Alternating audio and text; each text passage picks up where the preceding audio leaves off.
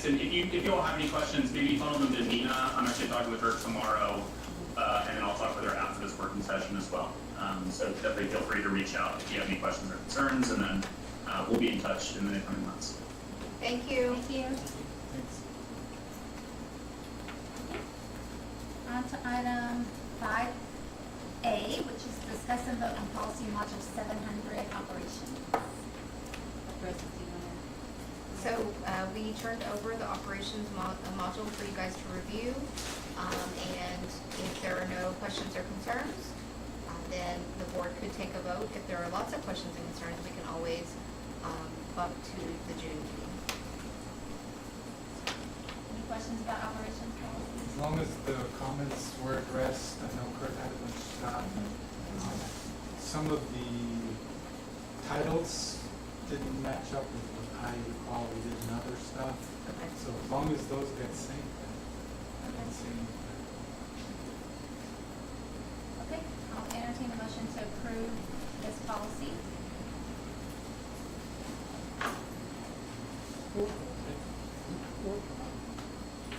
Me. I'll entertain a motion to approve the operation policy Thank you, Lynn. Do updates. you have a second? I'll second that. Second, Ms. Lynn. All in favor? Okay, unanimous vote, thank you. Okay, next is, the Texas Public Charter School advocacy. And so you guys can put it up on the, I mean, it's in our folders too, so item 5C.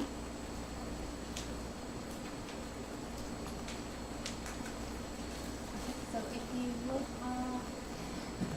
on the second slide, it'll show you, Ben's familiar with this, I'm sure, our legislative session timeline, where we are in the timeline. We're almost done, right?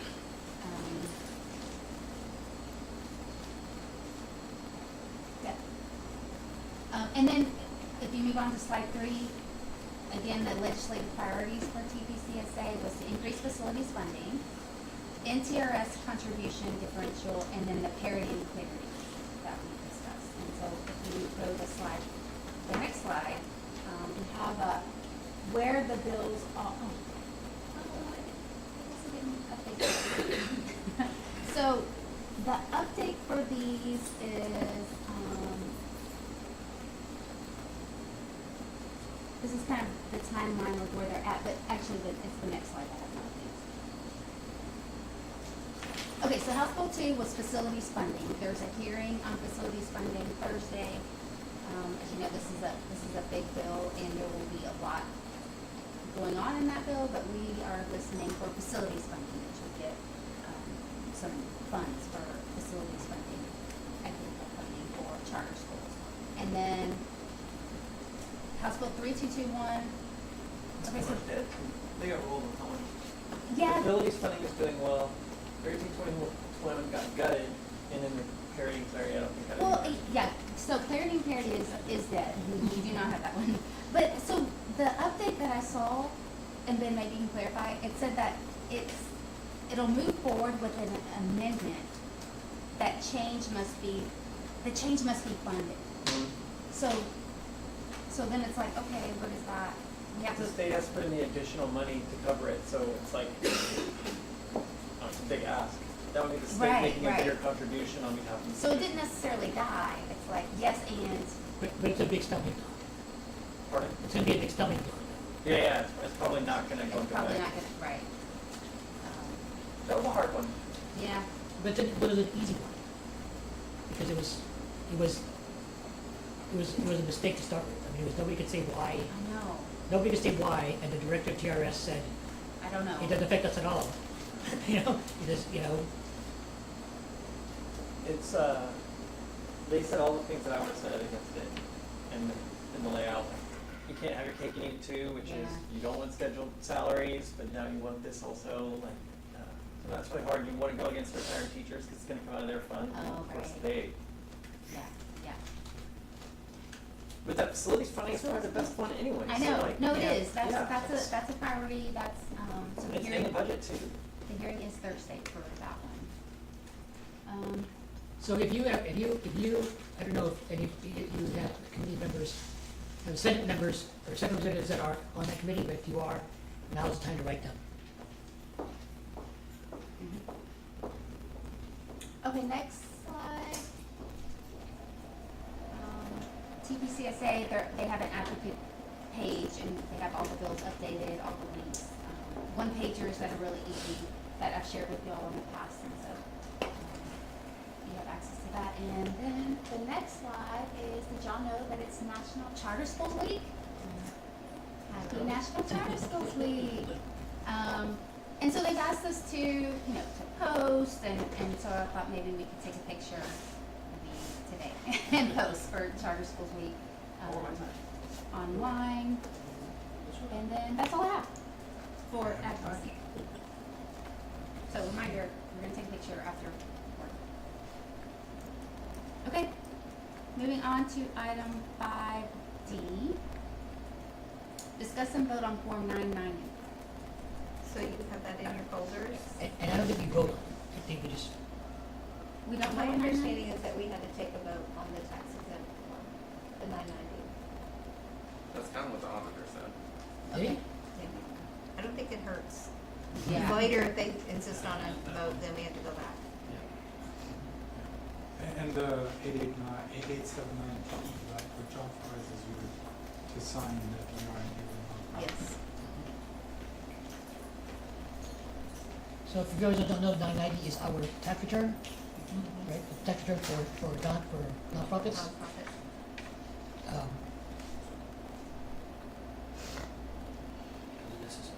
Anyone want to make that motion? IRS is, Okay, so David, motion, do I have a second? sure. Davis. All in favor? Okay, unanimous vote on 990. Okay, item 5E, discuss and vote on 25-26 math curriculum adoption. Yes, Andre Beals is going to speak. Would you like to say this? Or do you want to say it?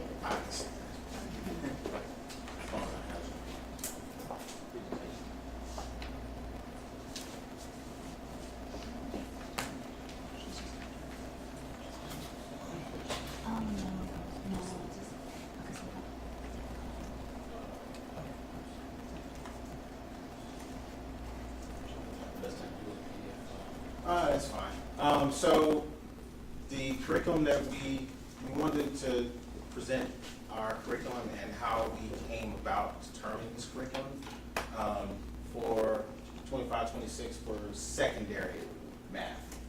To the next two. You're on. Yeah, you're on. I think you just have to scroll down. Yeah, just scroll. Oh, there it is. Okay, sorry, I'm at.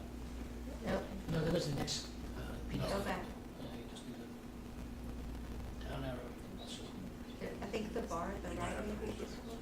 Oh, yeah, you might have to open it. It says open with.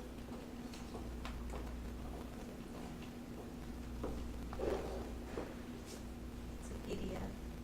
So it's a PDF file, and I think this is also. So you just have, I think the down arrow should get you there. can you scroll in? With the bar on the right, if you scroll down, will it take you to the next slide, or can you see the whole? I know. Just do that. There we go. Okay, so,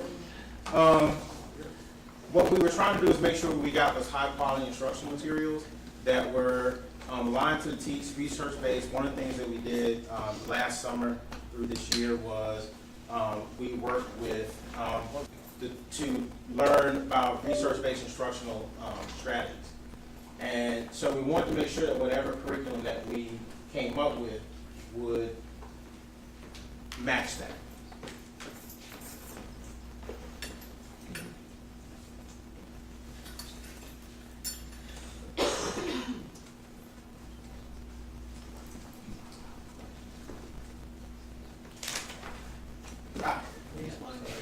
Until you get it. Okay. So what we for high quality instructional materials to be valid, they need to be teacher aligned, research based, up to date with engaging comment, rigorous, One of the ones that we threw in for ourselves as for NYOS was that it's culturally responsive and data driven. So we looked at our current curriculum, what we had. What we had currently for math for grades 6 through 9 or Algebra 1 was maneuvering in the middle. That was adopted 2 years ago. This is the second year that we've been using it, but one of the things that it is very limited on conceptual and cultural responsiveness as it relates to artists. So we felt like we probably need to change it. A lot of the curriculum was teacher determined, meaning the teacher could decide not to use maneuver in the middle and use something else. And we also had iReady that we had just brought in on the LASSO grant to use for our diagnostic and supplemental. For grade 12, what we found was there was no unifying curriculum. All of this teacher determined. The choices aren't consistent. Some of the choices aren't consistent with research-based instructional strategies, as well as wanting to be able to vertically align curriculum for all the way from elementary through 12th grade. So what we ended up doing was we looked at the TEA rubric. Now, the TEA does approve high-quality instructional material using a specific rubric that they have. If they approve it, they have used this rubric and determined that it does meet the criteria. But what we ended up doing was we wanted to take that rubric and adjust it to meet our needs at NYOS. Now, up at the top here, we have the score curriculum. These were all the curriculums that we scored. What we ended up doing was I took the math department, split them up, secondary, and high school, and middle school and high school, separated them out and let them look at the curriculum independently. And then we came together as a team to determine what we were going to go with. So we decided to score iReady because we found out that iReady was, after going to the Emmer conference, one of the things that we noted was that iReady was coming out with its own curriculum and that it had been approved by Emmer. Agile Minds, Blue Bonnet was one to look at, that was developed by TEA. Mathematic was one for our higher level math, and also STEM scopes. The next few slides, which I won't go through all those, but you can scroll through them, was basically our version of the rubric that we use to score. So each one of our teams ended up getting this rubric, and they had to type in their justifications, and they had to give a score between 0 and 4 on whether it met the criteria that's over there on the left-hand side. And once they got done, it spit out a score, and we sat down and we talked about it. So the results of that, if you go all the way down to go to the next slide. The results of that was we ended up going with iReady. Now, middle school rated STEM scopes higher than iReady. However, our 8th and 9th grade teachers voted iReady higher. So when they came together, all of them determined that iReady was probably going to be our best bet, especially because the math teachers were really not wanting to change the curriculum. They said, we keep changing it, we need to keep it the same. So I said, well, iReady is going to be our best bet because we're already using it. We have to use it for a diagnostic platform, so we may as well look at that curriculum. If it rates as high as it says and it meets all of our criteria, then that's the one that we should use. They all agree. As you can see here, it does meet the expectations. It provides the coherent sequencing. It offers a lot of practice opportunities. The biggest thing is our CIP goals focused last year and more than likely this coming year are going to focus on our EB students. iReady does that. We can still use a diagnostic to link to the curriculum that we're using. And as I said, we are currently using the platform right now all the way down to elementary. The other thing that wasn't up there that I wanted to mention was iReady was only one of 2 curriculums that actually provided a separate curriculum for 6th grade and 7th grade accelerated. Because we're required to use it to offer accelerated for 6th and 7th grade, we said, hey, we have been piecing it together. We take our 6th grade curriculum and 7th grade and put it together, make accelerated and so forth. iReady actually has a separate curriculum specifically for that, so our teachers don't have to think through that piece. Go ahead. Agile Mind was one that came up for our upper level math, and to be honest, Agile Mind was the only curriculum that actually was approved by TEA through Emory for higher level math. But we looked at the other curriculums anyway to see if they would meet the TEACs and meet the requirements that we needed. They did not, in the sense that we want to use it as our main curriculum. But Agile Minds, as stated up here, is fully aligned to the TEACs. Again, 100% score on the Emory review. The curriculum has detailed scope and sequencing. It does for the TEACs and ELPs. And it does provide that progression. Now, Agile Mind does go all the way down to 6th grade, but we didn't look at it as a complete one because, again, we didn't really want to change the curriculum for 6th grade, for 6th to 9th grade. But we need to have something for 10th through 12th, and I-Ready just doesn't go that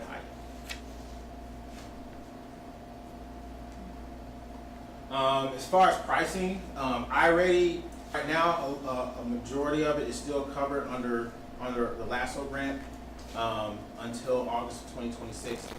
The Algebra 1 curriculum is of no cost only because the Algebra 1 curriculum was not approved by Emory for I-Ready.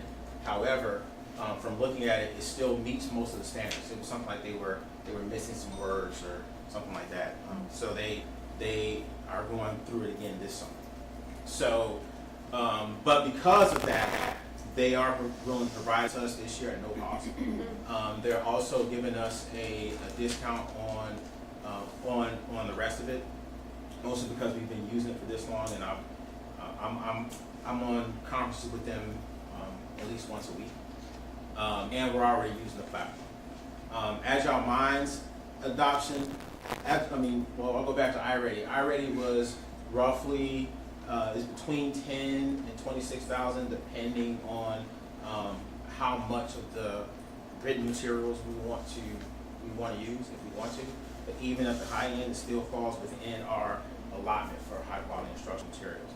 And same thing with Agile Minds. Agile Minds came up to about 10,000 for Algebra 1 geometry and pre-calculus.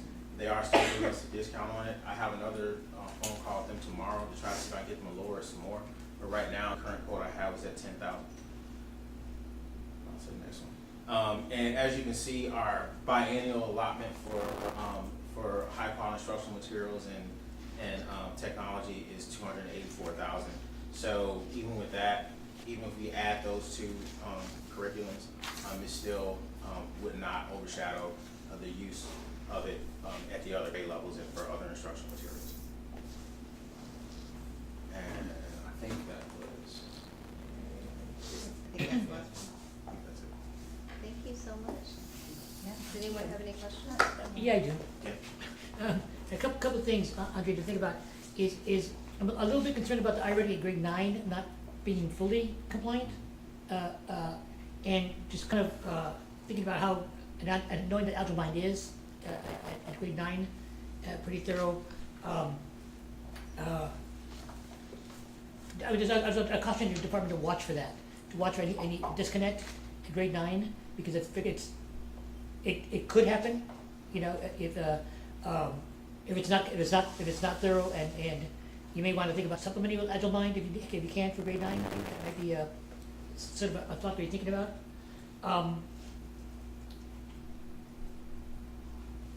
And that is a thought. Yeah. I had thought about that as well. But we did definitely, so for all of these, I forgot to mention that, for all of these instructional materials that we looked at, we did get accounts for the teachers, so they got to actually go in and play with it and look through it. So it wasn't like we just looked at it and kind of read what they had to say.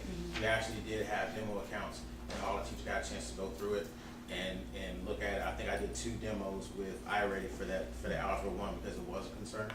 And then the Algebra 1 teachers got a chance to look at it. They gave me a book for my Algebra 1 teachers to look at. We went through the book as well.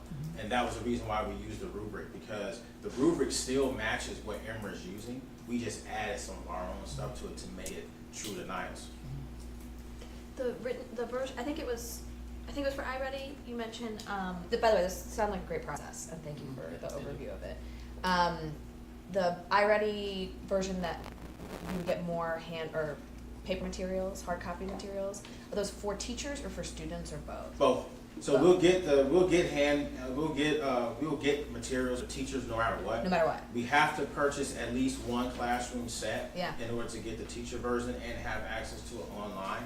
The only difference was, do we want to get every student a book, or do we want to just have a class set for students to share? We know we don't want students to carry books back and forth, and we don't have the space to store them in the classroom for the students. So Does allowing them the book, does allowing them the book the chance to better show their work, or is that we're not? for some of it, yes. Okay, that would be my only push. Would be like it would be worth the expense to see their thinking, rather than just like because they just spend so much time entering information into their screens. Absolutely. So And Without the book, they are still responsible for demonstrating their learning. Great. With paper and pencil. great. And then even with that, one of the ideas that I already came up with, because I told them about our concern about space and keeping them, and one of the things they suggested, which I thought was a good idea, was we get the books anyway, and then we let the students take them home and keep them there. And that way the students can use that for the support at home. Yeah. I have a question, and first of all, the process did seem excellent, really well thought through, and extensive. But I kind of wonder it's more on the rotation of its software and that comes in, and because over like 2 years, it seems like they start off with an introductory price, and then when it runs out, it's now, okay, here's the real price, so every 2 years we change to a new curriculum.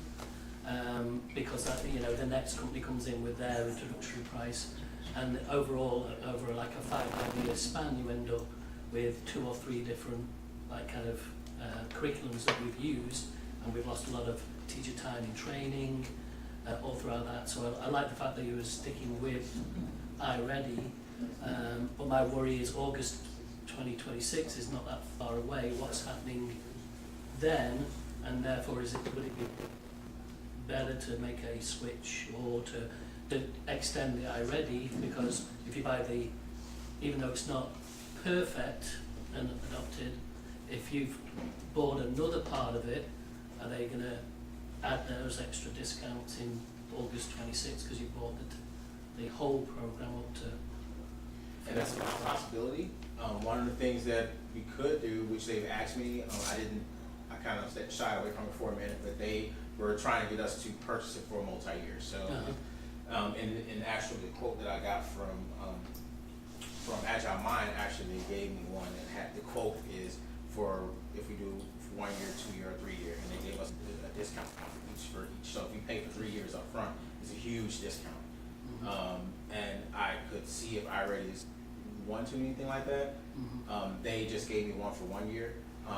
They asked me if I want a multi-year. I said no, not right now. I just want to get one just so I can take a look. But that may be a way to. Because when you count in not just like you've got the initial cost of buying the curriculum, but really over a 3-year program, then you've got to calculate the cost of the training hours that takes, and the impact of the other costs of introducing a new I think program. it's It's a difficult. It is, it's a very kind of process. complex process because you want it on both sides. Math is a need across the nation, and then it's definitely a need at NYOS, and I don't think yet we've got the perfect kind of cocktail of math curriculum, and so you don't wanna commit for 3 years if it's not, we don't wanna be churning every year through a different curriculum, but you also don't wanna pay and commit for a long term, and then you could find yourself double paying, cause if the system is not working, you're gonna go get something else and you'll still be paying for the other one. But yes, companies will increase the cost if you don't do a long term. That's their incentive to try and get you to do it longer. But I think once we're seeing good results and we feel comfortable, then we absolutely should. Is Agile Mind something that's been around, successful, or is it, I've not heard of it before, so is it? I hadn't either until I went to the Inter conference. But It's been around. Is it I well think it established? started It's not off. something I that think it after started off with what. Literacy. 2 years it's Yeah. gonna So- disappear. So I do want to suggest, Andre, to your team, if I were going to make a suggestion to your team, would be to we don't want to overcommit when I pay and commit too long on something, but let's try to stick with something for 5 years or so. Let's get a time to root a little bit of it, because I mean, I've seen what you just have gone through year to year trying to keep up with whatever's new, and it's it's draining.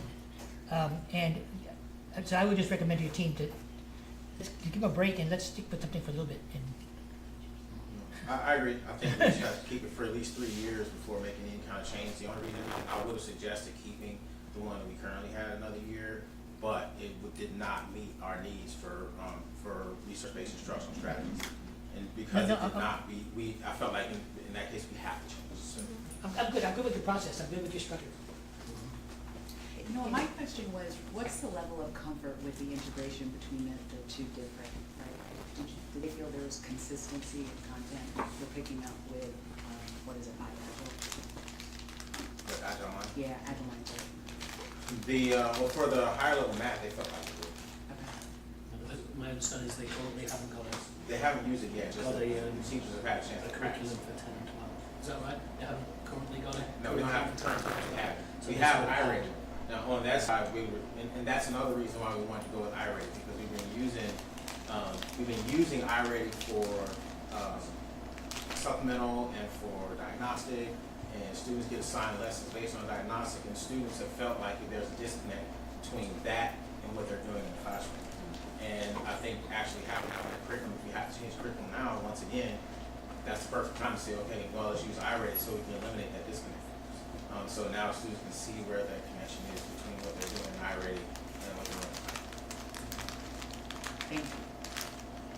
And so you said iReady doesn't have 10 and 12, or 10 through 12 grade, right? So if they, for the 26-27 school year, if they do, is that something we'd be interested in? Oh, no, that I didn't discuss with the team, because our high level math really hadn't had an opportunity to see it. But it's something worth thinking about, either that or the other way around, because I know Agile Mind does go down to right. 6th grade. So that was another reason why having that was a good idea as well. Yeah, That way we can look at that, look at that. and From both. if iRate is not working, then we may be able to shift to Right, that. right. And then we still have the training in the building to be able to move to that if we have to. It's a Okay. rock and a hard place. Thank you. So the only catch is though, if you do multi-year commitments, it's somewhat tied to if it drops off the TA approved list, you don't want to be stuck with it either. I think you have to kind of honor that TEA does not gonna do you if you've made a commitment. Gotcha, okay. But a long-term commitment again, if you're not making gains, you're naturally gonna start looking at other items and you can find yourself doing two So that's the trade-off, things. is sticking with versus. Yeah. So, yeah, it makes sense that if you're having both, then you kind of. And that's why I watch see that which grade 9 one. carefully, because that's where the, Yeah, makes sense. So, beyond, you mentioned that teachers reviewed it.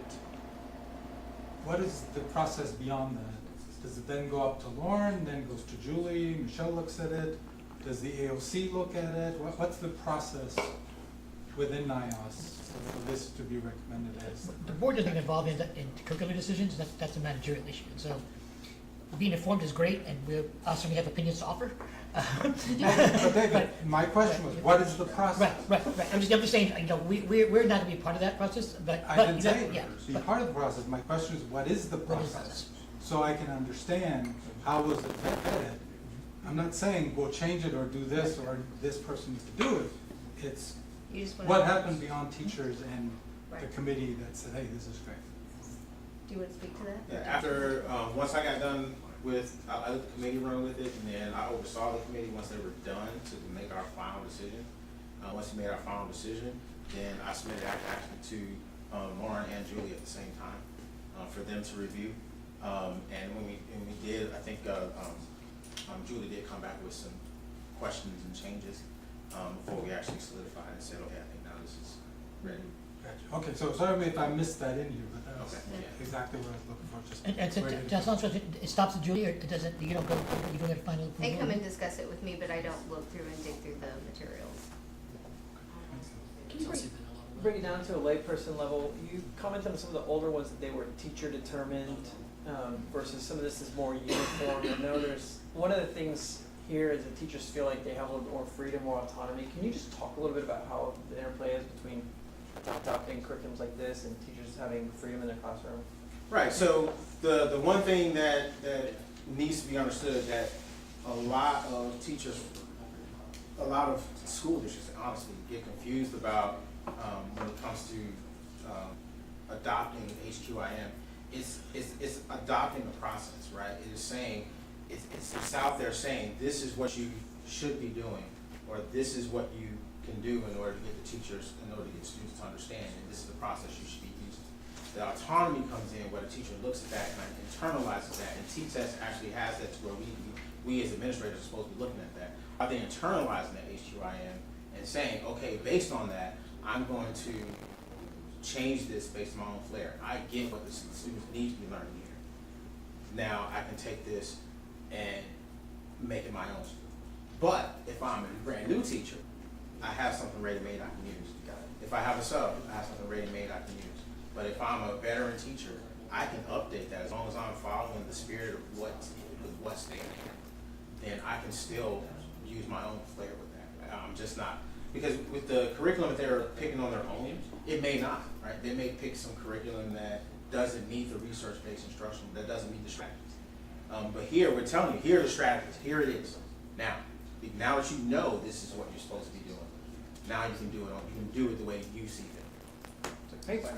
One of the cornerstones of NYOS is teacher autonomy, but the other side of that is we have to make sure that we're providing every kind of teacher with the resources they need. And so if a system didn't do that, you would have a free-for-all. If we were all math teachers, let's say Algebra 1 teachers, and we would all have different levels of comfort and experience, and so the instruction in our classroom would be very varied, and the curriculum that's been identified as highly qualified, approved by the state, is kind of that skeletal backbone that helps all the different kinds of teachers get the supports that they need. No, these are two very thoughtful answers, and it helps me see that even through this process, that cornerstone is thanks for the time. I appreciate that answer. Thank you, Ben. Yeah, thank you. Thank you. Now, we do have a vote on this. No, I don't think we vote on I don't this. think we voted. Oh, Or unless we. Yeah, we don't vote on this. No vote. Unless you want us to get involved in curriculum, then, okay, thank you. All right. You're good. I apologize. So no, that's okay. So we won't vote on that. Okay, next item, item 5F, discuss and vote on 25-26 board meeting dates. I believe that is in our packet. Okay, 5F. Do you want me to say a little bit about that? Yeah. Okay, so the board meeting dates, we really looked at this year's schedule, Nina and I together, and it really mirrors. It's not gonna be the exact date, because obviously calendars move around, but it pretty much mirrors, and you'll see like there are 2 months that we don't have board meetings, and it's because of the fantastic schedule that we have, where we have like 2 weeks for spring break. It made it very clunky this year, and then we had one, remember, that got canceled, I think due to weather, so it really reflects in some ways our lived board schedule this year. What are the two dates that are missing? So I think it's December and March. December and March. The holiday break in Can you remind me why we have the 2 in June? I know there's the last one in June. It's like, budget. It's Right. It's just for the final budget. but like, why not just have one? It's because, in almost every system, you have the goal, and you tell yourself, we're gonna get everything done in June 9th, so we won't need June 23rd. But could we just do June 23rd? It's a just in case. Oh. There's usually so much that you end up needing it. Everybody wants to have one, but you kind of do it as a safeguard, because Okay. there's so much to wrap up. And it's just to wrap up the current fiscal year. Yeah, I know, I understood that. I was just like, well, we could just. I agree with you, I think we both went 50, and it's like, I've been doing this 8 years, every year we think about how to do it, and every year, Yeah, we do every too. year we go to the last possible date. It tends to be the bean counters, right, is having to finalize the numbers and doing all that. I- Not I- making It's it. time for just. I do want to make a suggestion about this. I think that this stands really well and stuff.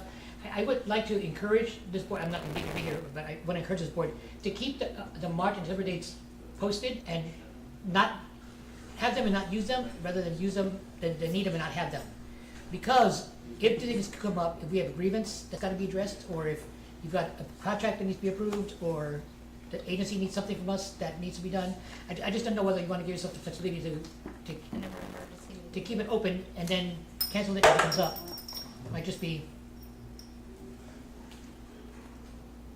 Because you have to announce the meeting so many days ahead of Right. time anyway, right? So this just gives a heads up to the community Right. that these are the for sures, right? Anything else? I'm sure if Either something, way, it's 72 hours for a meeting, so Yeah. to call once, so I'm sure if something like that came up, we could add a March one, but I don't see the need to do that additional spending. I know. Any other- Okay, as is. Any other thoughts on this?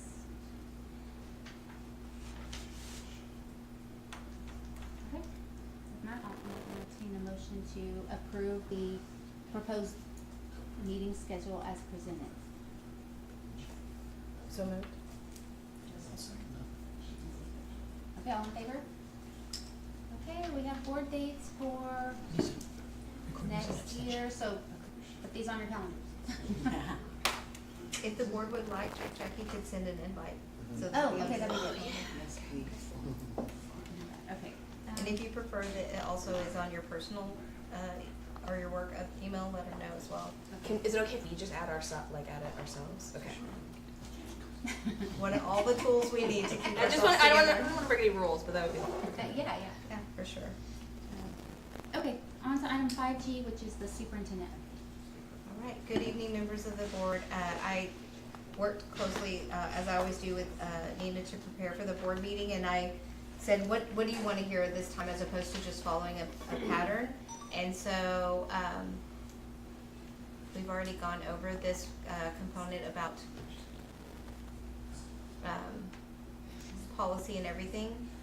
So the first thing I want to talk about is upcoming events. Very, very exciting. Friday, May 23rd. Please get out your phone or your laptop and put this in. Friday the 23rd from 6:30 to 8 o'clock at Life Church Austin. We will hold our graduation, and I would love to see each of you there so we can celebrate our students. If you haven't been to a NYOS graduation, it's a pretty phenomenal experience. So also, when I spoke to Nina, we were talking about the end of the year. I think we've all probably seen social media posts from moms and dads about the busy, hectic end of the school year season. But as board members, I wanted you to see some of the things that are coming up so you can attend if your schedule allows. I'm not going to read them to you, but the graduation we already mentioned. There are quite a few. Secondary, we coded on the side, E represents elementary, S is secondary, and included the location and the time. Those slides are in your file, so if later you want to go back and find something, you definitely can. Nina already mentioned it, but we're very excited about our board retreat. I want to appreciate Nina because she found a great location. We're going to be at Amplify Credit Union on Esperanza Crossing. And this is just a rough sketch out on the right, the agenda for the day. I wanted to I think all people learn best whole part whole. So the whole is really, this is part of our strategic plan, like I mentioned earlier, and a focus on Pathway 4, which requires that 5-year financial plan and 5-year facilities plan. So our current state and what are our needs, and then some suggestions.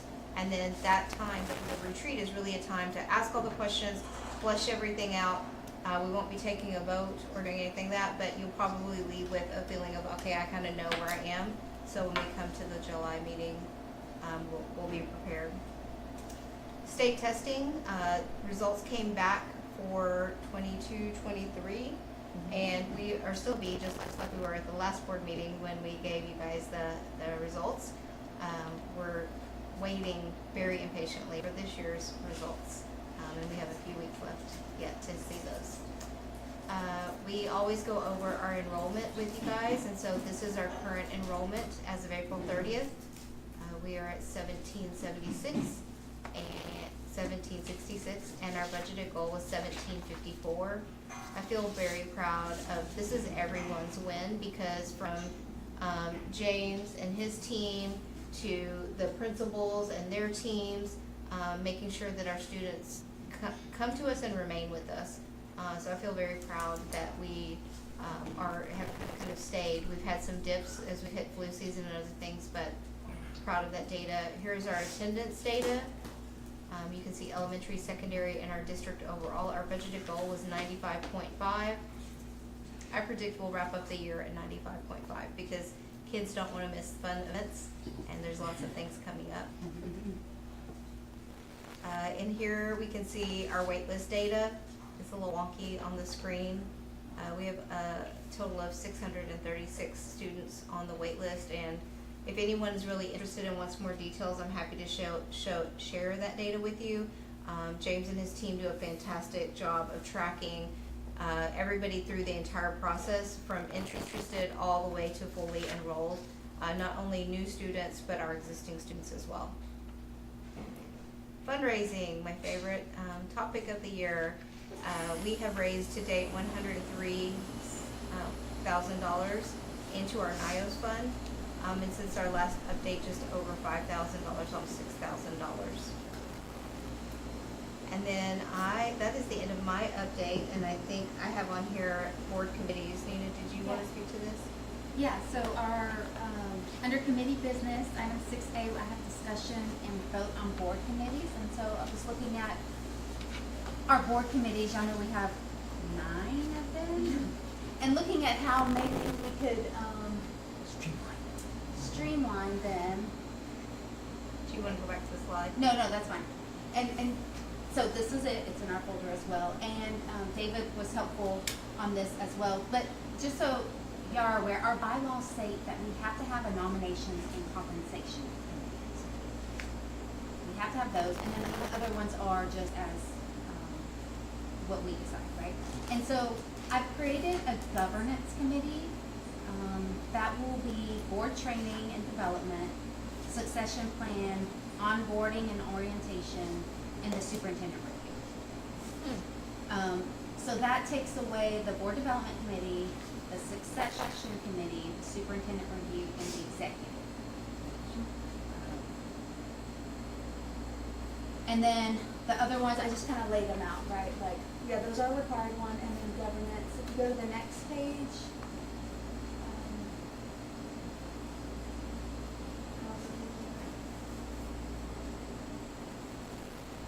Yeah, so all this on the left is, I think, governance, all the governance things. And then, of course, we still have AOC, FOC.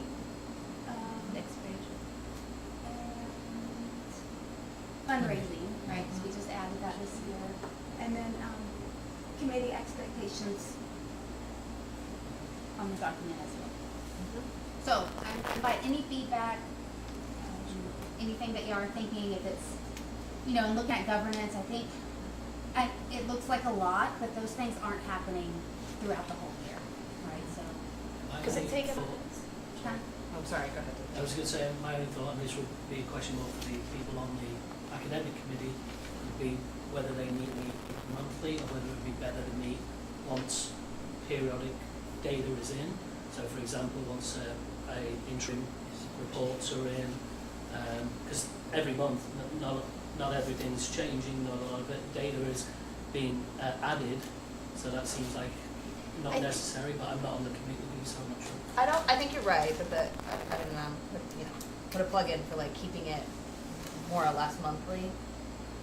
Because it took us a little while this year to like get up and running, but we would expect to have like 2 rounds of updates on each of the district improvement plan goals next year. This year we only got 1, and so like spend the time prepping for that to present at the meeting. The other thing is like I think we'll have we need to do HB3 goals, and I think we might spend more time thinking through like the district improvement plan goals and things like that. So I think there's enough stuff that like we have something to do every month. Okay. But you and I and Paul could probably work together and sketch that out and bring it to the next meeting if the board wants to know the ins and outs of the AOC. I really like the idea of consolidating them. You can spend, 2 hours and 2 meetings and cover more topic areas, which Right. is better for each board member. Right now, I think just streamlining review is when we're nice. done, we're done. If you're gonna go more streamlining, you can still roll into both nominations and fundraising into governance if you want to. Whatever, but I do wanna say that if you go with a structure like this, Nina's gonna need a lot of help on the governance committee. Now, everybody can't be on governance because we don't have, we can't meet quorum. So you might be tasked to do something for the governance committee, not on the governance committee, and it's gonna take everybody kind of being involved and getting that work done, because there's a lot of it, right? It's a lot of it for one committee, for 3 people or 5 people. Just, I don't want to leave her hanging out in the wing with the governance committee with tons of things to do and nobody to help her. So I do want to make sure that people understand that the task are the task, right, that still need to be accomplished. Sure. And the fundraising committee. Oh, okay. actually does. Okay, the and so, plans. yeah, and so what I put on the, oh, I wonder if I put on there, like, I put like a recommendation of who should be on the committee, right? Like, the chair or the vice chair, and I thought I put somewhere on there, staff as needed, or, you know, whatever staff that needs to be on those committees from NYOS. If I shouldn't have been all that. You know, just so that it's still the committee, I mean, it's a board committee with NYOS staff. Yeah.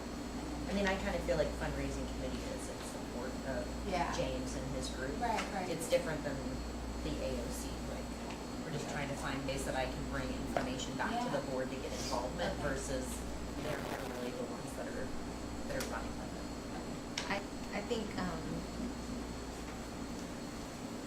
the fundraising committee is very important, and when we think about, like, I'm always asking myself, is this a problem that needs to be solved? Is this one of the big problems? And so, building up a very robust, fund, NYOS fund is very important, and we're well on our way, and I really appreciate the fundraising committee, so, you know, I think an average Joe would say the fundraising committee is not as important as AOC, because obviously academics, that's why people bring their children to have strong academics in a great environment and meet our mission, but that fundraising is very, very important, especially within equitable funding. Yeah.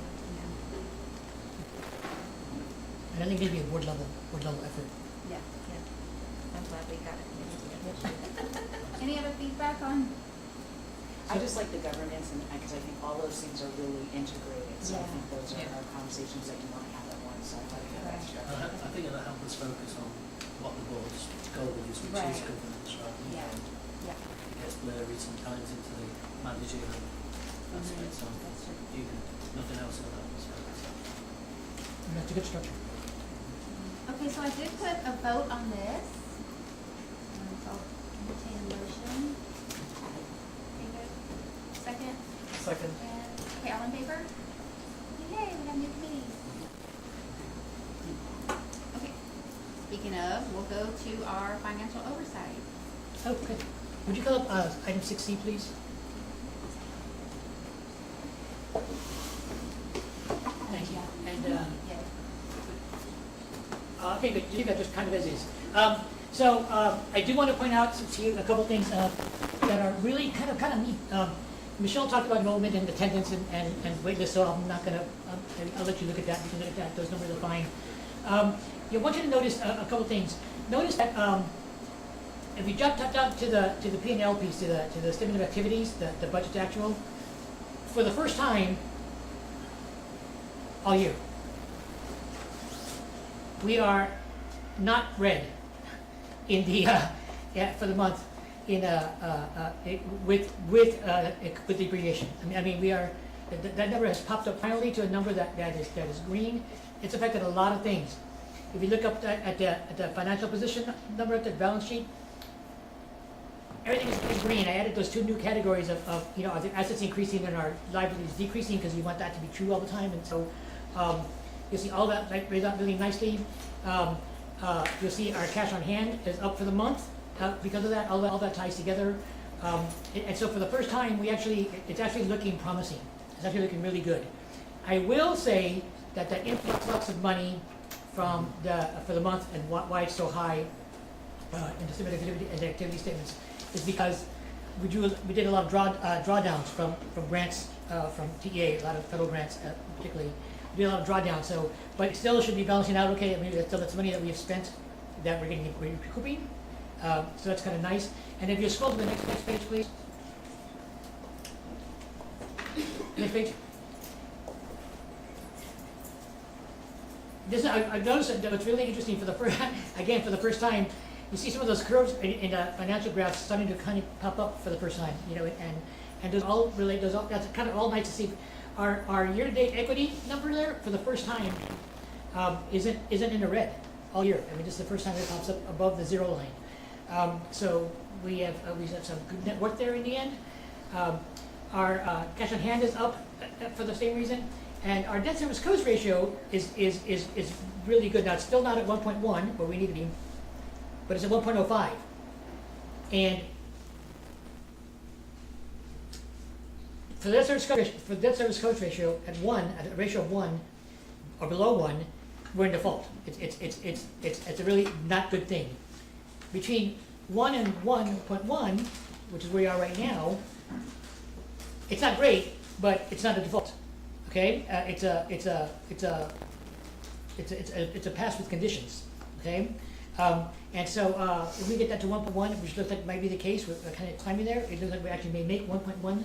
I didn't believe it until this month, but now I actually believe that we can actually make 1.1 for that sort of subject. And hopefully we'll see that pop over that line next month as we finish out our June FOC update. But look how good those look. That looks really great. We should be. Thank you, Michelle.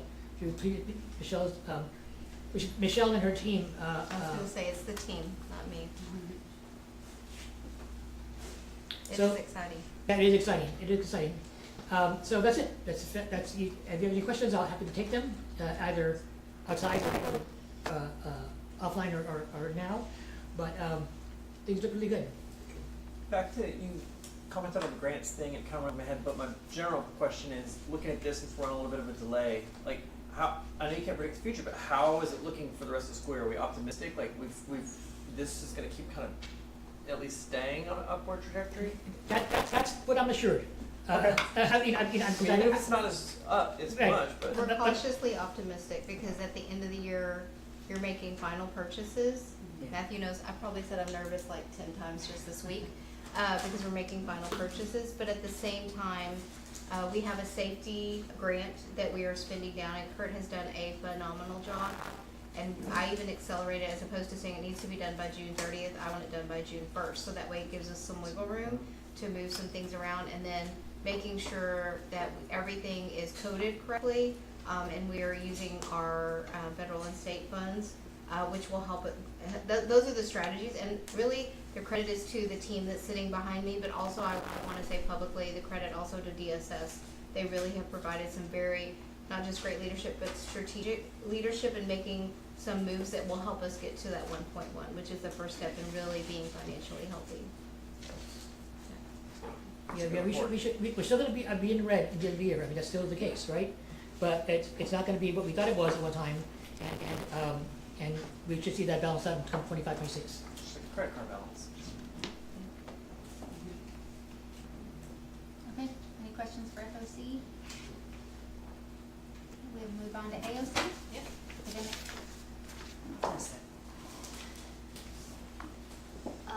Okay, you can go to the next slide. Oh, do I have the clicker? It's right here. It wasn't working for me, so. Should be. All right. I had forgotten that Michelle was gonna cover the lagging school ratings in her update, so I had it on mine, but that's one side. And then qualified staff. The only thing I wanna plug is that there is this website that like breaks down That's great. the rating, and it is, I do find it helpful, both at the district and at the campus level, and so just wanna put that out there. The website is texastxschools.gov, and it is run by TEA. Okay, just a reminder on our AOC updates.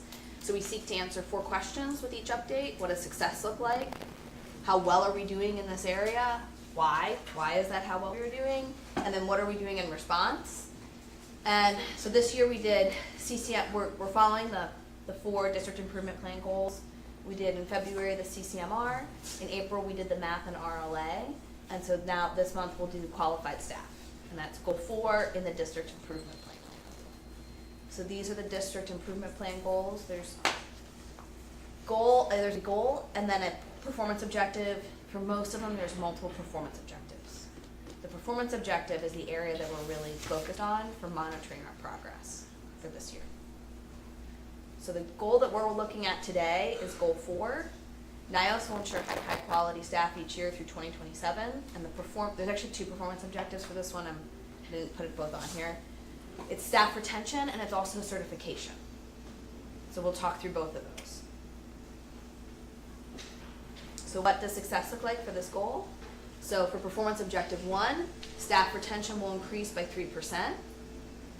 And for performance objective 2, percentage of teaching staff with certifications will increase to 70%. What is it now? I'll show you. Oh, sorry. It's okay. So, this is for the first one, how are we doing? Currently, there's almost a 92% overall retention rate. I think overall retention rate for teachers, I didn't capture my notes if that was all staff or just teachers. Matthew, I don't it's know. all staff. 91, it's teachers. Teachers, okay, thank you. And so for elementary, it's almost 89% elementary teachers, and for secondary, it's almost 95%. Just to note, we're not at the end of the year. Like, most teachers don't leave in the middle of the year, and so if they were to leave, it could be over the next, in June or July. And so at the end of the year last year, so like at the close of the year, there was a 78% retention rate. However, I think, and correct me, Matthew, on any of this, there's already been, folks giving notifications about whether they're going to be returning or not.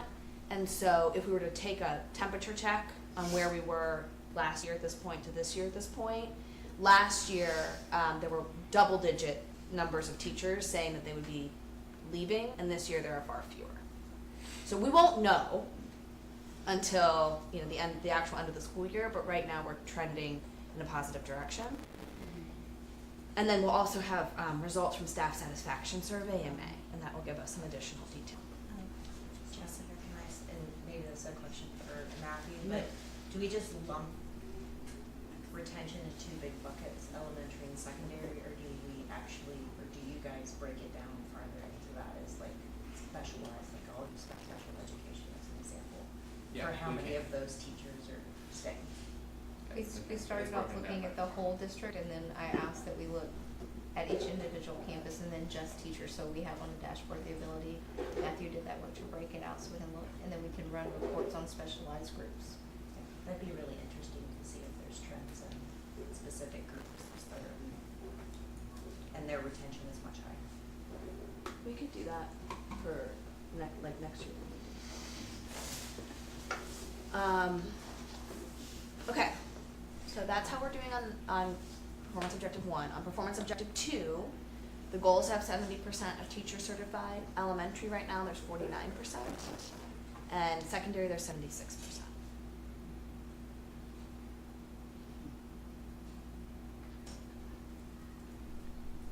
So why? So the reflections that Dr. Rozak got in conjunction with the principals was there's a really strong investment in the culture. So to the extent that we're seeing a positive trend in retention, there's been a real investment in culture this year, making intentional choices that align with mission and values. Consistency and presence of admin team. I think there's just been stability in the admin team this year, which is a huge driver. High accountability among and between groups, so not just top down, but across groups, peers, and paying attention to details with new teachers. Any color you want to add to that? No, I think that really represents, as I reflected with the principals, what they said that they felt really positive, great success. Great. And then for challenges, competitive salaries are hindered by inequitable charter funding. Highly qualified candidates are decreasing nationally, so you're just not seeing as many people choose teaching and get certified for teaching. Sustainability of the teaching role continues to be a challenge, and then it's hard to get highly qualified and certified teachers to apply. I will add to that to say that that's not unique, those causes are not unique to NYOS. It's so important to position yourself within your community, your state, your nation, and so I think those can be true for almost all charter schools. Yes, probably for most schools, just Yeah. most public schools. I think that's a safe assessment.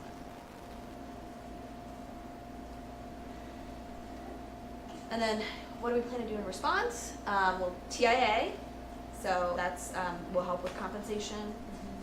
We're continuing to revisit benefits to make sure that we're choosing the best possible choice for staff. Budgeting for increases whenever possible. Hiring a recruiting assistant. I was very excited to hear about this. Matthew, I don't know if you want to share any details about the decision to hire a recruiting assistant or what that. Yeah, it's just the focus on the recruiting and the sourcing part of recruiting to get more qualified candidates to the school. So somebody that's dedicated to do that versus having to split between myself and our HR generalist. and to help standardize the selection process and the rigor of it.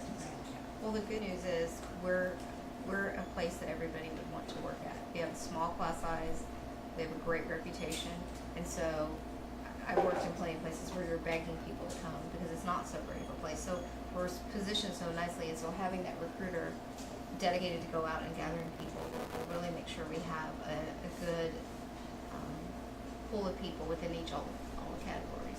So is this a body on site? Is this, Yes. okay.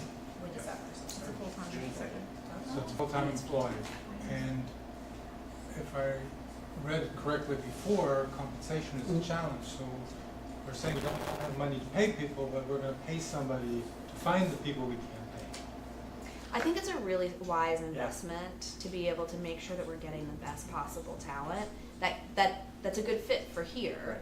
And I just think it's an excellent investment, because otherwise you're not going to be able to keep those people if you're not hiring the right people that don't want to stay with you.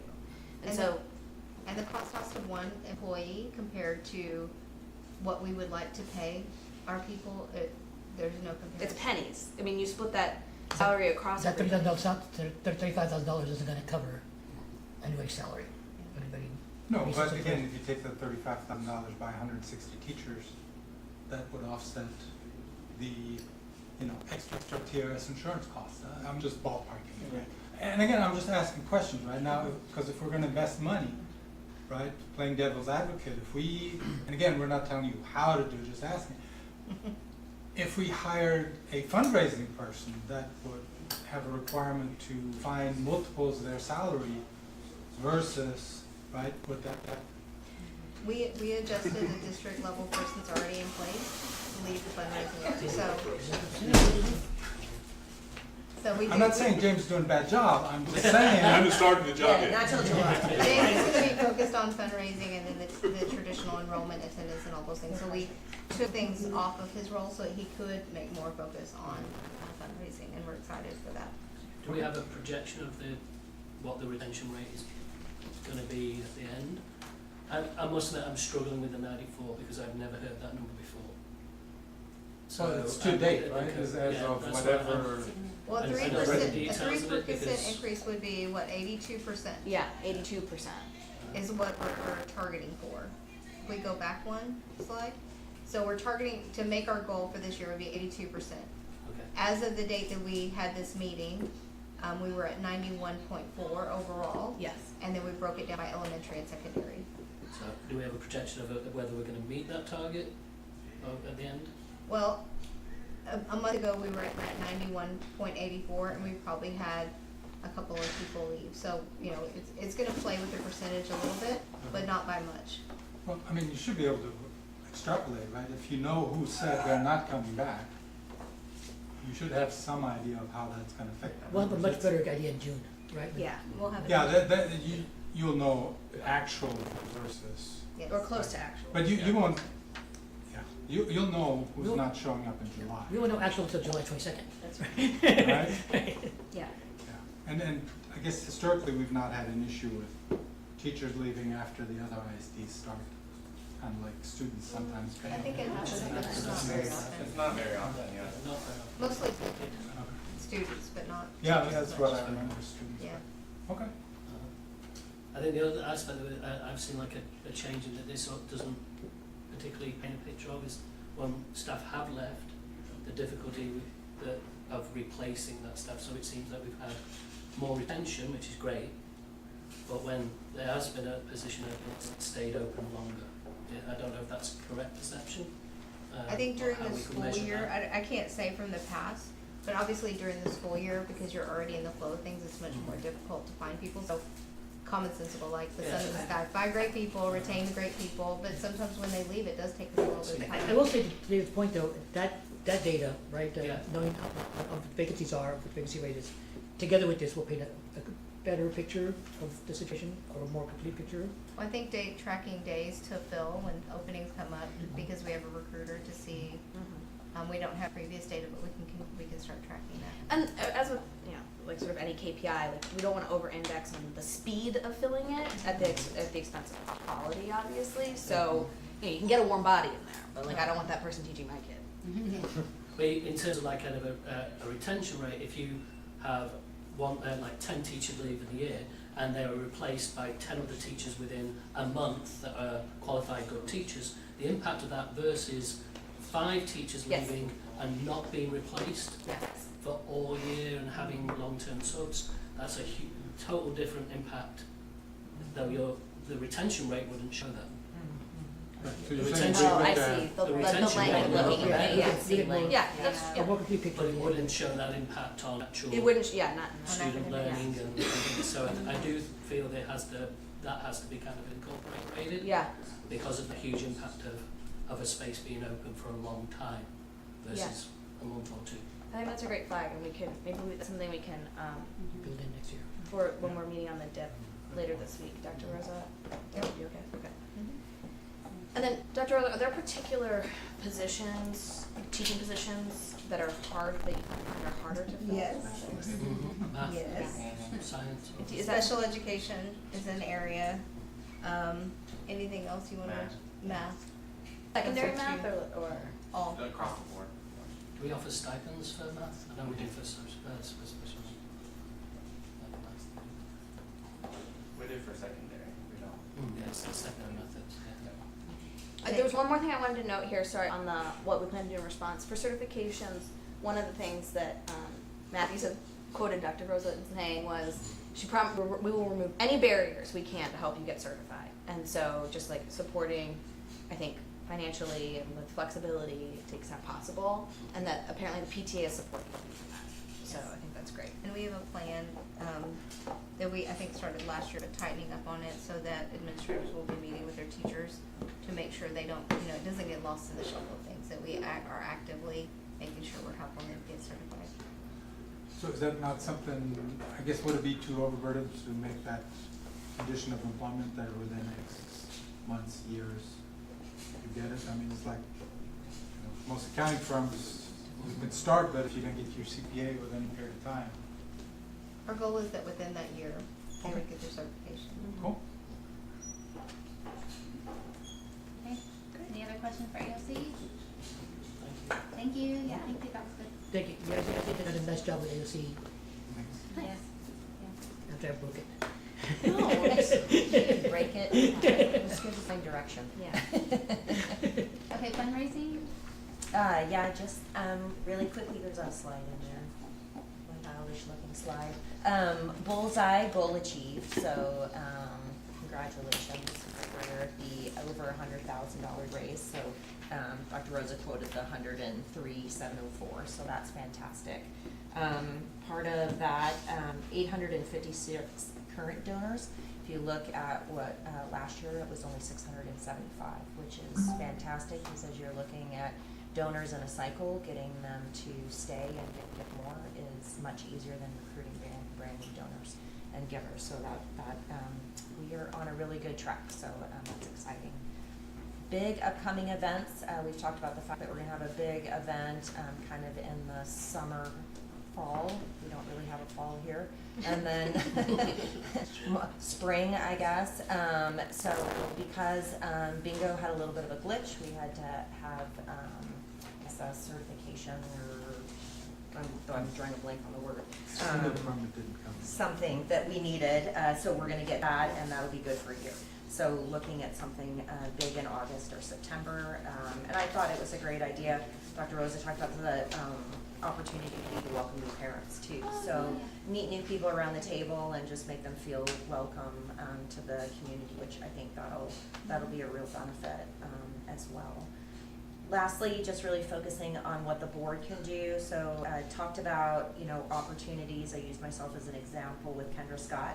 Unfortunately, Kendra Scott wasn't as successful as we thought. It was good, but I think it might have been a little on the high price point, so we didn't get as much interest. But again, asking you to think about something you're passionate about or you care about and want to help drive. That doesn't mean you're doing it all, but you're helping staff to do that. And James and Blanca are gonna kind of put together a bit of a high-level list of things that they brainstormed. So you can pick from there, or you can come up with one of your own. But really thinking about what you would want to do to help participate in fundraising for the So school. you're asking for a board member to kind of champion That's an right. event. I'm asking for each of us to champion that over, the next pick. Each board member can pick a month or something like that and champion for something to help out with that fundraising initiative. Can I add, I think that, next year we'll continue on our learning and growing process, and as board members, each select and champion a fundraiser, and we divide it out amongst the months. Just know that, like, I like the phrase fail forward. There are going to be fundraisers that we pick, because if you're engaging with a company to help, there's always like the split. And some work out really great, and some after the fact you're like, these are the reasons I didn't like it. None of them are failures, because we're learning through each one of them until we hit on every board member having one that we know is, not a tremendous amount of effort on anyone's part, but gives us really great gains. And so it's just part of the learning process, and we've reflected a lot just on what we've done this year and what we want to repeat and what we don't. And Lisa, I want to appreciate you for leading the fundraiser. Yeah. I appreciate it.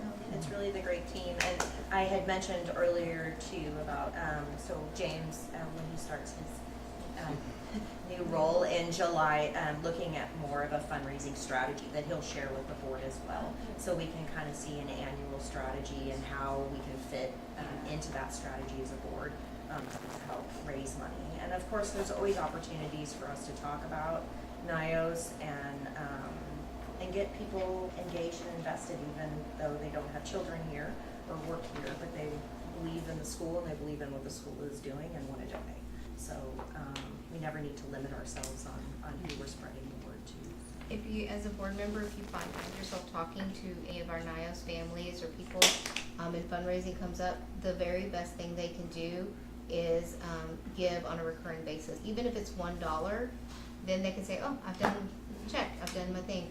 So that's the one thing that I would really recommend. And we could probably do a half-page flyer and give it to you guys so that you just have it handy. If we give all the information. We have board members and families that have given on a recurring basis and one-time donations that have been pretty significant. Blanca gave me the list the other day because I'm writing thank yous to the highest totals at the end, and it was pretty astounding to look at what that can yield when people give on a recurring basis. All votes at the church does.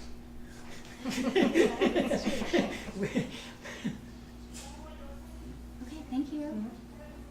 Next I have the superintendent review committee. So the committee met yesterday, and we have scheduled a meeting with Dr. Rosas to go over her review. At the next board meeting, we will also meet and discuss and then vote on her performance. So that's my update for that. Okay, item 7. We're doing elections today, so I will ask our candidates to address the board, and I'll start with the parent members, and I'll start with myself. I am running for my 3rd term on the board. I've been on the board for the last 4 years. This would be my last term. As we know, you can be on the board for 6 years. And so I love it. I love working with you guys. I've learned so much from the school, from the board, and I've grown personally, professionally, in all the ways. And so I am asking for your vote tonight. Okay, Ben is also running.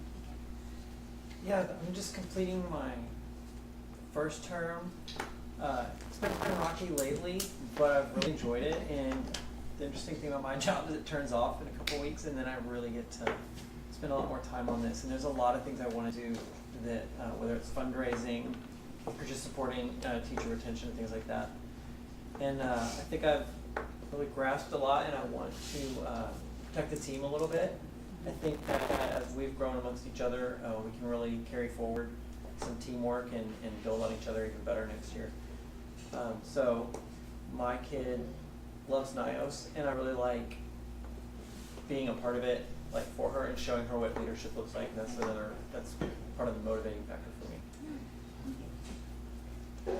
Okay, we do have some other parent members. Kendra, I see that you're in the audience. Do you want to address the board? Sure. Well, good evening, members of the board.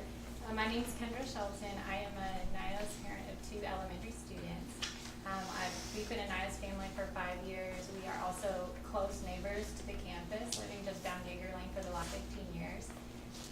My professional background is in public sector risk advisory. So basically that means providing audit and consulting services to board members and senior management for governmental entities, particularly with focus on governance, risk management, compliance and control processes. I have entirely devoted my career to governmental and quasi-governmental entities within the state of Texas. And I'm also a certified public accountant, so the last 3 years I've largely focused my career in financial operations, including a 1.5 years spent with NYOS as a staff member and later as a contractor. I love to see all it's fantastic to see all these familiar faces because I've had a great opportunity actually to work alongside many of y'all at NYOS, at Cap Metro, at Texas Education Agency, and even NYOS PTA board. So lots of familiar faces. I'd love to have a chance to help support the board where I think I can provide some value. And thank you for your service. I know it's a big responsibility to be on the board. It's not an easy task. So I'm grateful for that, and thank you for the opportunity to meet you officially today. Thank you. I do have several other, I think I know just about everyone in the room, but let me just say out loud, there's an Allie Thrall who put her name in. I don't see that person. Cameron Howitt. Imelda Hankins. And Viva. I don't see Viva. Okay, so I'll move on to our teacher. David Ward is running again. Do you want to address the board? So this is my second year, so it would be a new term. I kind of feel very strongly that teachers should be represented and have, offer their perspective. And I also committed to NYOS in terms of their civic engagement, and I don't like to. I like to practice what I preach. So I feel it would be ironic for me to kind of encourage that with students and not be willing to do that myself. So I'm here for another term, or for hopefully. Thanks, David. Okay, and then Richard Rice. Do you want Hello. to address? Yeah. I can only say something. Yeah, you can. Okay. So this is my first year at NYOS, my 6th year teaching.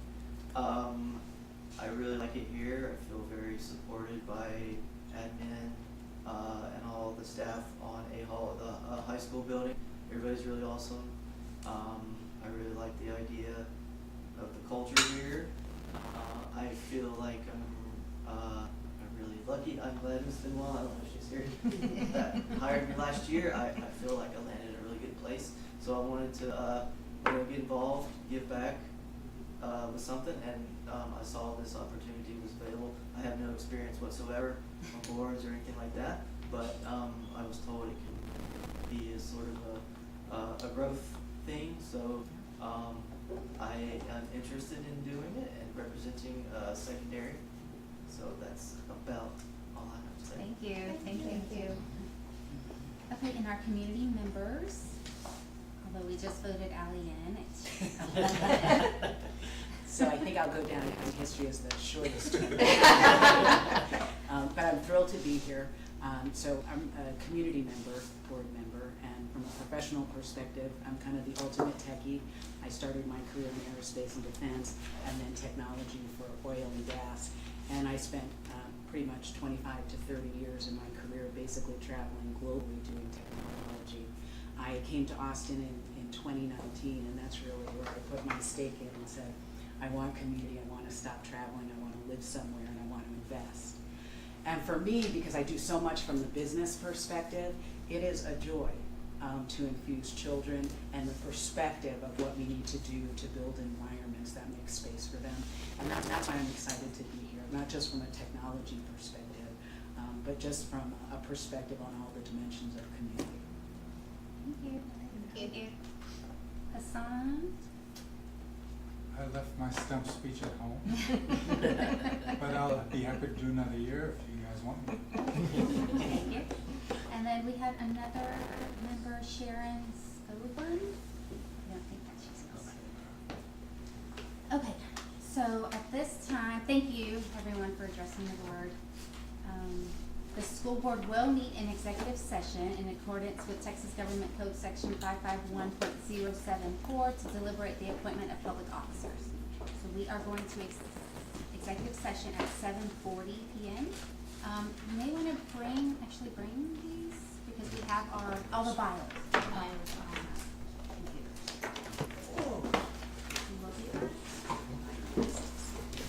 We will vote in open No. session. I was about to, but too much resistance. I said I'm not doing that.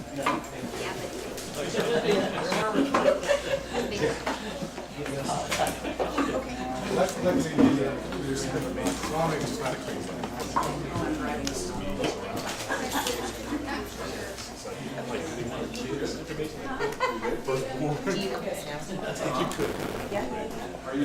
Oh, yeah, yeah.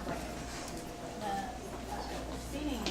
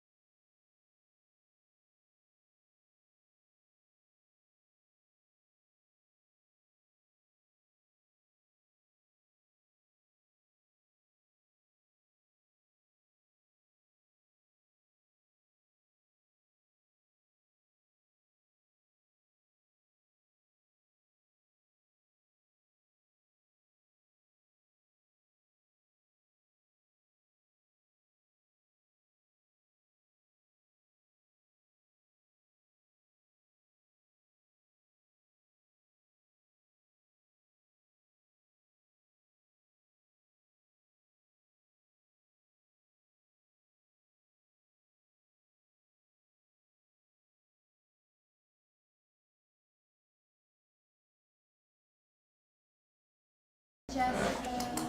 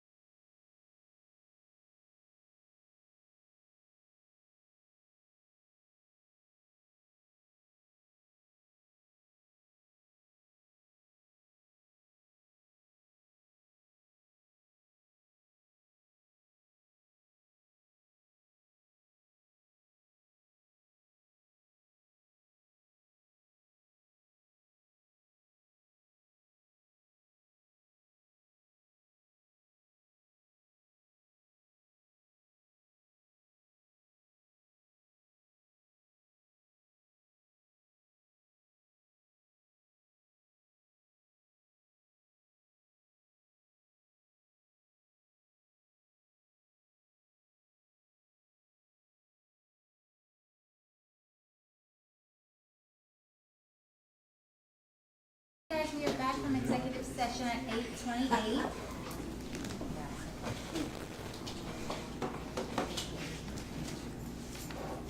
Okay, and I want to thank everyone who's running for the board for your willingness to be on NYOS school board and contribute to our school community. So in accordance with our bylaws, parent and teacher members of the school board are elected by a majority vote of the sitting school board. Tonight we'll proceed with the appointments for the two available parent member positions first, place 1 and place 3. I will hand that over to David, since I'm running. Okay. All right, we have 7 parents running for 2 positions. We will go down the list until we have until we have 2 people who claim 50% of the vote or more. And so we'll start with Nina, who is running for position in place 1. Place 3? Place 3. All in favor of Nina serving on the board? Okay, all right. So unanimous? Yep. Yeah, and then you'll put that as a key. Yeah. Next up is Ben. All those in favor of Ben remain on the board?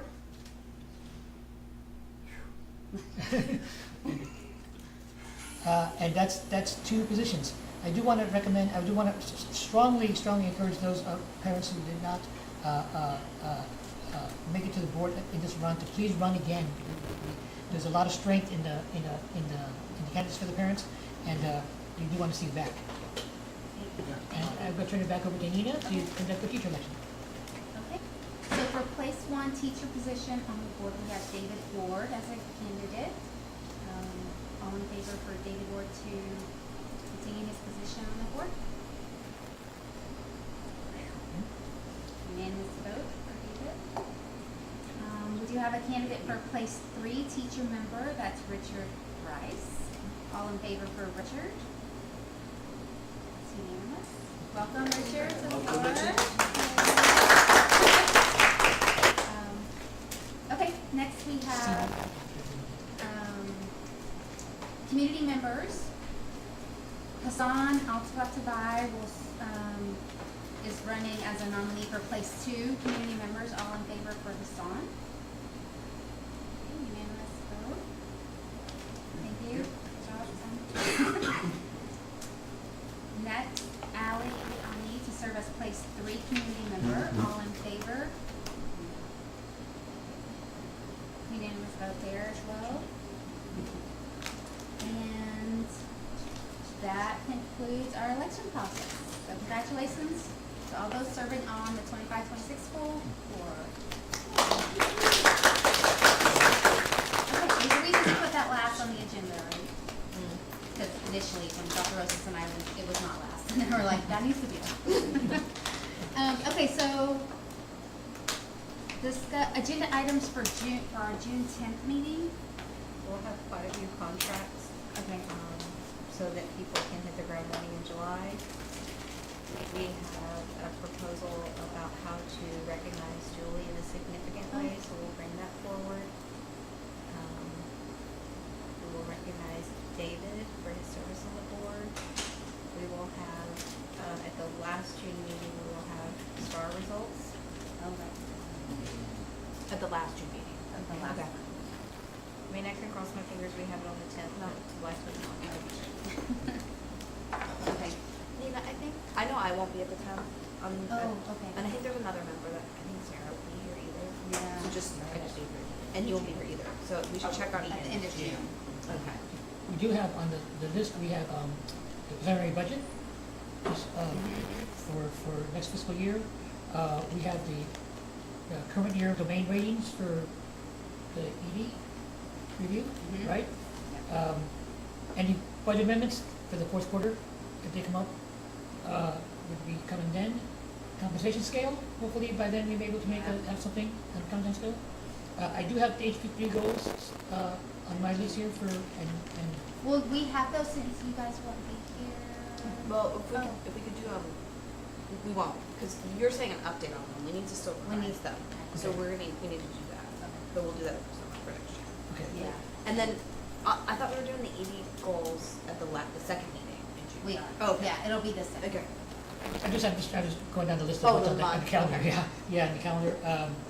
We set board meeting dates already, so that's done, and then we have on here committee selection for next year. If you- Yeah, so I have committee selection, right, so I'll send y'all, look at our new committee chart that we have and what you're interested in, and then we'll have to look at that tab. And then also officers for the board. That's July. Oh, July. I also have code of conduct. Yeah, we have not had good conduct come up yet, it's usually in April. We have, the code of conduct kind of goes into the student handbook, like they go hand in hand. So they've gone through some review, and we, maybe by the end of, I mean, we have to have it by the end of June, so. Oh, another thing I wrote down as you were talking, Jessica, the staff satisfaction survey, Oh, right. will we have that Hopefully. in June? Yeah. Yeah. So maybe we can present on that. And we do the parent survey as well too at the same time? Is that at the same time or no? What, the parent sorry? survey? The parent survey and the staff survey, we do them together? We should Right. have all surveys for this year. The parent HRS survey, that's gone out. I don't have an answer. Okay, we don't know that. We could put those. We will do it by the end of June. Sure. Probably, okay. Yeah. Well, so we don't want to pile things on the end of June. That's usually, try to keep that agenda pretty clear. Okay, but We that were would already be, adding the some early things, June yeah. meeting will be very long. That's enough. Okay? Okay, I'm gonna entertain a motion to adjourn. So moved. David, all in favor? Okay, we are adjourned at 8:35 p.m. Earlier than I thought. Huh? Earlier than I thought. I know, right? Really? I was like, I'll be home late. Yeah. Yeah. That's what I said too. Okay, so how do you feel? So, good. Hey, I just highlighted you how you were asking about. Yeah. So I just put. I'm doing the diff right now. Yeah. And so, like, that of course brings up that memory. And so, I think more than likely, I'm gonna get both. Jackie? Why not? Jackie? So like, that's like, so at some point, call you like I think it was 6 once on the agenda, but like we could do a preview. I'm gonna send you the exhibits